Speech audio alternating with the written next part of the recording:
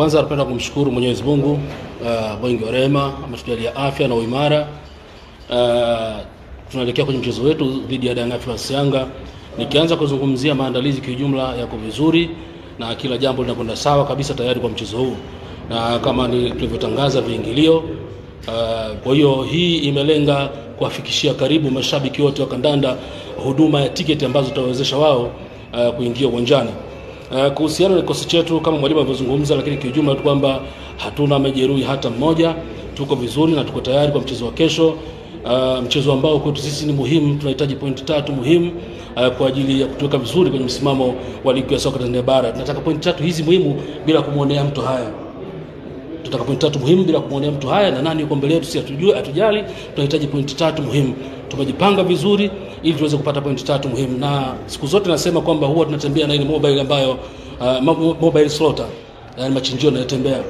Tumefanya kazi huko nje, tumerudi nyumbani, tumeikita nyumbani. Safari hii nje wapi kaka mmeatumia?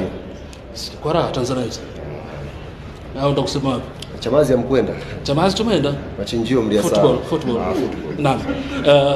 Kwa hiyo tumerudi nyumbani, tumekuja kukita mashine yetu hii, na uwanja huu unakwenda kumfundisha mtu ujana wake afanye nini ili uzeeni amue kuchagua acheze gofu ama draft. Kwa hiyo kesho tuna kazi ya kutoa elimu. Elimu yetu hii tunaenda kuitoa sio kwa vijana tu, hata kwa wazee kama wanaokuja. Mimi naomba waje kwa wingi. Kesho tucheze mpira mzuri na tupate matokeo mazuri sisi, kwa sababu tumejipanga vizuri.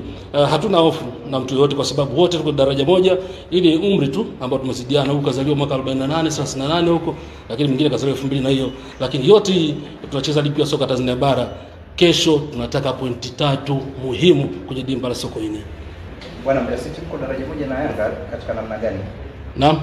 Umesema Mbeya City mko daraja moja na Yanga katika namna gani? Tunacheza ligi kuu ya soka Tanzania bara ambayo iko kwenye ligi 5 bora barani Afrika.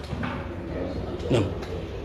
Pengine kwenye mechi zilizopita inaonekana mmefunga goli moja na mnaenda mnajinasibu kwamba mnaweza kupata matokeo ya ushindi kwenye mechi dhidi ya Yanga. Kipi ambacho mnaona kama uongozi mmekirekebisha ambacho kinaomba kiburi kwenye mechi dhidi ya Yanga kupata matokeo?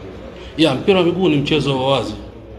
Tulicheza mchezo wa kwanza tukashinda dhidi ya Fountain Gate, tukacheza mchezo na Azam tukapoteza goli 2. Tumejifunza hapa, tumeona nini makosa yetu. Tayari mwalimu amefanya kazi kwenye pitch na tumeona nini uimara wetu, mwalimu ameboresha. Kwa hiyo tunapokwenda kwenye mchezo na Yanga, tafsiri yake tumepunguza changamoto, tumeboresha uimara wetu.